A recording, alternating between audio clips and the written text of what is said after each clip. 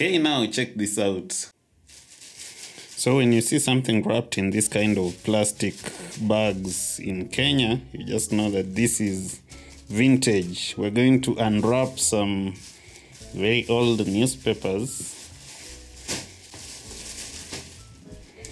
Ooh, what do we have here now? Yeah.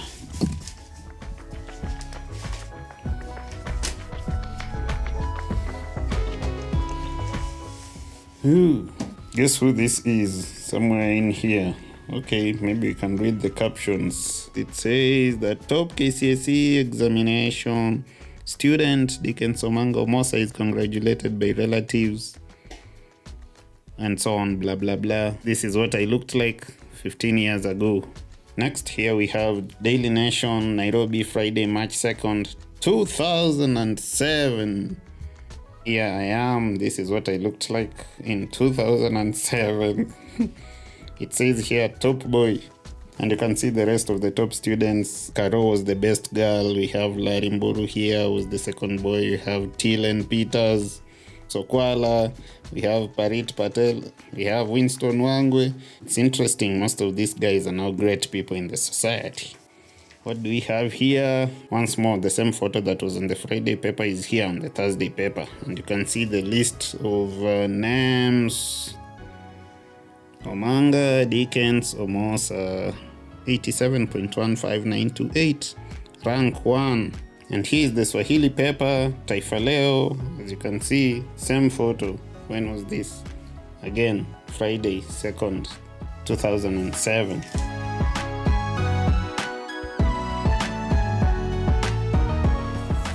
Whew, it's been long. I've not posted a video for quite a while and I miss you guys. I went to do some work in some hospital far away from my place. And let me just start by saying welcome to everyone who's come aboard in the past about 8 weeks or so. Yeah, for some reason I've been putting off this video for quite a long time, yet I'm pretty sure it addresses the question that I've been asked the most in my whole life. I've just not been sure of how to make this video. Do I go back to my high school and shoot it from there? Do I get back to my school uniform or something?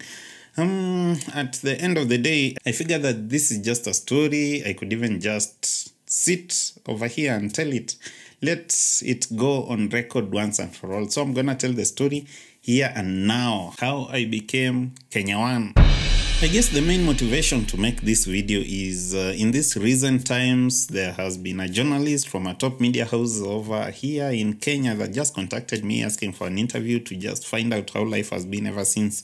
So I figured maybe there might be some heightened interest once again. So yeah, just in case you're coming from that TV story, welcome on board. I actually do more of this. I like making videos on productivity and digital life. So if that's your kind of thing, please subscribe to the channel. So for those friends who are not Kenyan, there's this examination called the Kenya Certificate of Secondary Kenya Certificate of Secondary Education. And it's a national exam over here in Kenya that folks normally sit for at the end of high school. It's actually been quite an important exam, as whatever mark you score on that exam determines where you go into as far as higher education is concerned, and even determines what course you can pursue. So it literally determines the trajectory of your life, at least for most people. Though I understand that life is a combination of many factors more than just an exam, but for most of us, it played a great role in getting us where we are right now. Now, I sat for my KCSE in the year 2006 in a school in Western Kenya called Friends School Kamusinga. I can't believe it's already been a whooping 15 years already. Life is literally just rushing by. Okay, so by the end of 2006, the exam is done and I go home and wait for my fate. I was just over there in a small town called Kapenguria, just playing in the streets, football with neighbors and leading basically quiet life. Then 2007 rolls in, the year the results are supposed to be announced. It's sometime around February. So on this day, when the results are supposed to be announced around mid-morning, there's like a power outage at home. So I guess I'll have to find out how I performed later. So I head over to a local barber shop that was actually run by a cousin of mine. I arrive over there and find that power is back on. I even decide to get shaven. So my cousin tunes his little radio to a station that was covering the announcement of the results by the then Minister of Education, the late Professor George Saitoti. So he was already giving his long speech before the actual announcement, which I really didn't pay much attention to.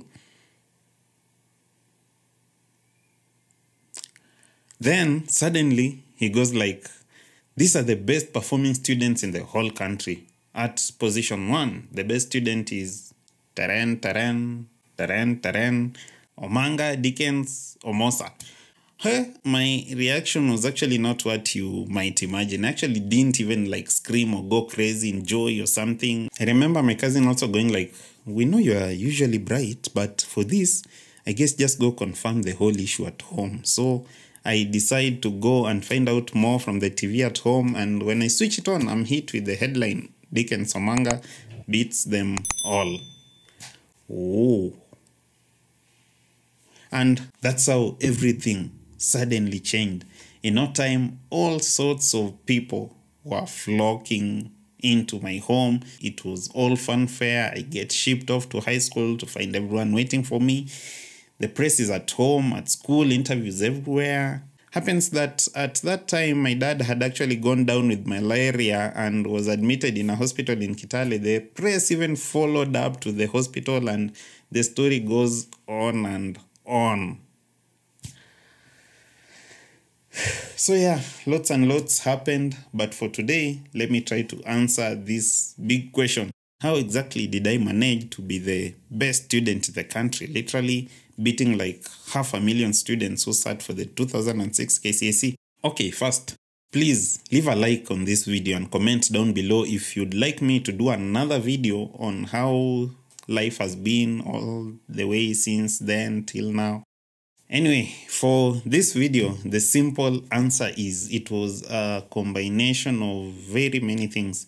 I guess I can summarize it this way. Lots of things just came together to create that very rare situation that you are the best in the country. The top 3 things that come to my mind right away are, number 1, a sort of predisposition. Number 2, hard work.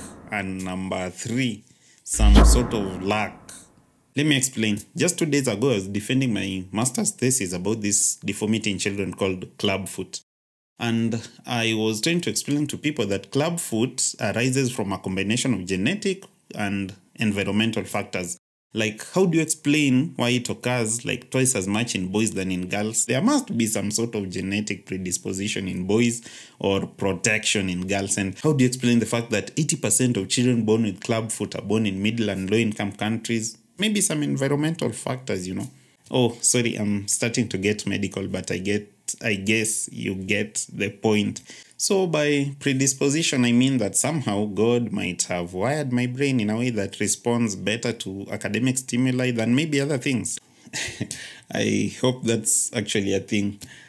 And I guess it's different in different people, and that's what creates the variability that makes the world complete. There's people who are born with the natural affinity to do very well in sports or art, for example. Some people one thing, others more than one thing.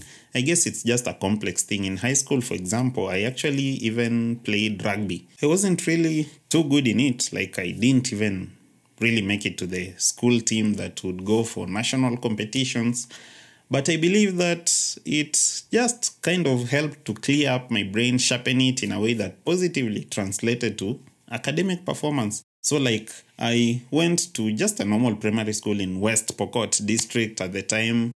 I was the best over there and went to Friends School Kamsinga. It wasn't the absolute top school in the country at the time, but it was definitely a top 10 school with very dedicated teachers, led by the then head teacher and now ambassador Simon Nabukwesi.